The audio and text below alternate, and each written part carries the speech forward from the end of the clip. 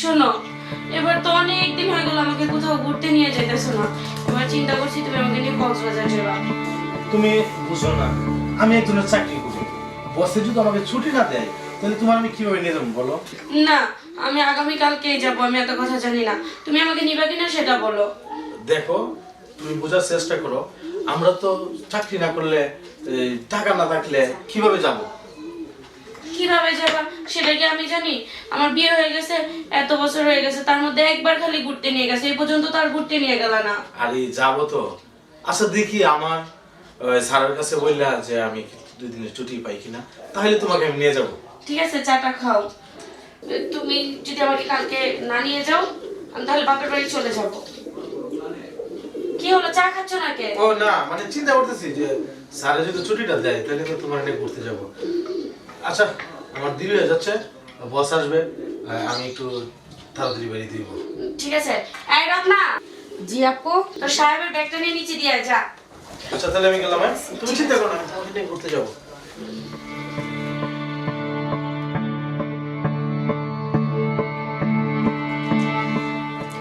Hello, কোথায় আছো তুমি?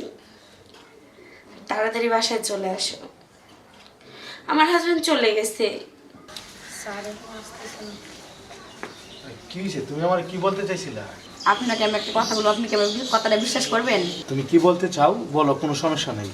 মানে আপনি যখন অফিসে চলে যান তখন তো বাসায় মানে খালি থাকে, আমি বাসায় থাকি, তখন আপু আমাকে দোকানে পাঠিয়ে দেয় এটা উড়ানোর জন্য, পাঠিয়ে দিয়ে একটা পুরুষ লোক ঘরে আসে প্রতিদিনই। দেখ, উল্টাপাল্টা কিছু কইস না, যদি সত্যি না হয় তাহলে কিন্তু তোর খবর আছে। আপনি তো এখন অফিসে চলে যাবেন, আপনি আজকে অফিসে যান না, আপনার এইখানে দাঁড়ের কাছে কোথাও থাকেন, আপনার কল দিমু, আপনার সামনাসামনি সব কিছু দেখতে পারবেন।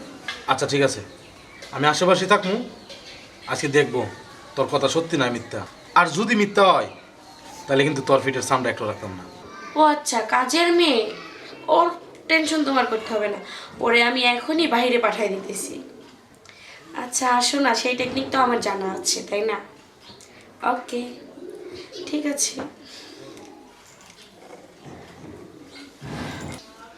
রত্না, এই রত্না। জি আপু, আপনি আবার ডাকতেছেন? হ্যাঁ ডাকতেছি, তোর সাহেব চলে গেছে? জি চলে গেছে। শোন, টেইলার্সের দোকানে যা, আমার কিছু ব্লাউজ সেলাই করতে দিছি, ওগুলা তৈরি হতে আর 1 ঘন্টা সময় লাগবে, তুই বসে থেকে ভালো করে সেলাই করে নিয়ে আসবি। যাব, কাপড় ভিজিয়ে রাখছি, এগুলা ধুইয়া তারপর যাই।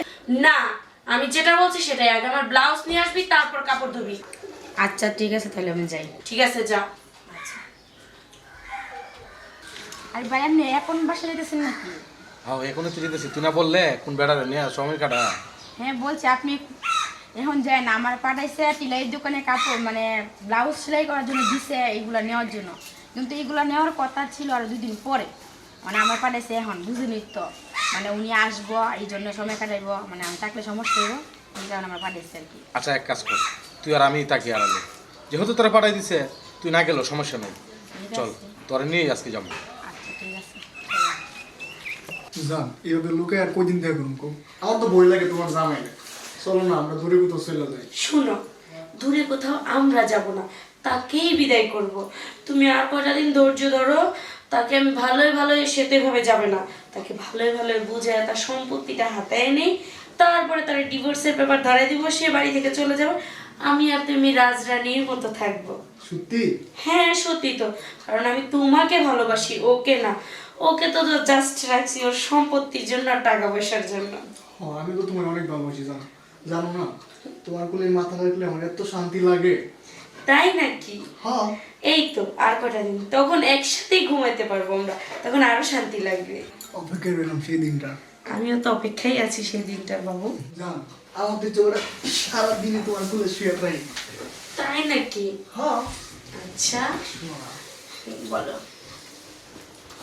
এটা কি উঠে বাহ বাহ, ইয়ে মানে দেখো, তুমি বিশ্বাস করো, ও আমার জাস্ট ফ্রেন্ড, আমার সময় কাটে না দেখা, তাই ওর সাথে একটু বসে আড্ডা দিচ্ছি। জাস্ট ফ্রেন্ড না? হে আমি তো তোমার অনেক ভালোবাসতাম, তুমি আমার সাথে এই বেমানিটা কেমনে করলা? তোমার যদি আমার ভালোই না লাগতো তুমি চলে যাইতা, আমার কেন এত বড় দুঃখটা দিলা কও? এখন তো বিশ্বাস হলো ভাই আমার কথাটা, আপনি তো আমার কথা বিশ্বাস করতে চাইছিলেন না, আমি তো বললাম যে দেখাই দিব আজকে আপনারে, এখন বিশ্বাস হলো? দেখো তুমি তুমি অবিশ্বাস করো না আমাকে। এই এই তুই কি বলছিস আমার স্বামীকে, তাই বল। তোর জন্য কি লেগে আমার কাছে অবিশ্বাস করতেছে? এই একদম চুপ থাকো। তুমি আমার কি বুঝাইবা? আজকে আমি নিজের চোখে দেখছি, ও তো আমার বাড়ির কাজের মেয়ে, ও আমার ঘরে নুন খাইছে, তাই আমার সাথে বেমানি করতে পারে নাই। আর আমি তোমারে কত ভালোবাসি, আমার ধন সম্পদ টাকা পয়সা সবই তোমার জন্য, খালি একটা বাচ্চা হয় না। এই জন্য তুমি পরপুরুষের সাথে বাসায় এনে সময় কাটাইবা, একবারও চিন্তা করলা না যে আমি তোমার কতটুকু ভালোবাসি? আমার মুখের দিকে একবারও চাইলা না তুমি।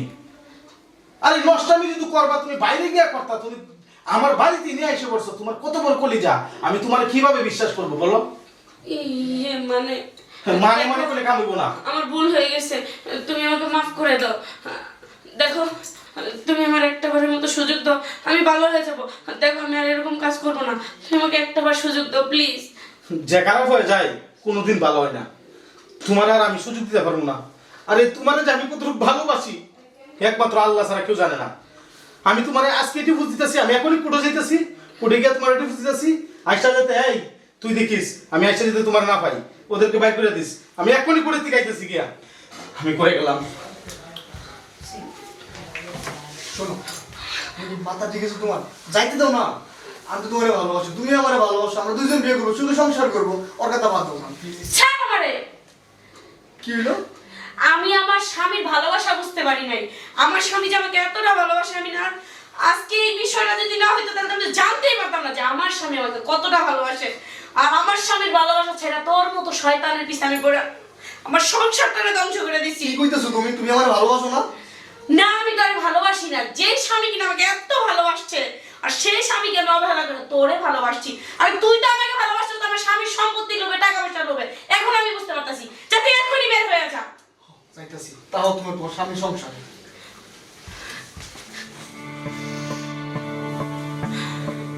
কি করলাম এটা আমি? এটা আমার একদমই উচিত হয় নাই। না না, আমি রুবেলকে কোর্টে যেতে দেবো না, আমি এখনই ওর পিছে পিছে যাবো।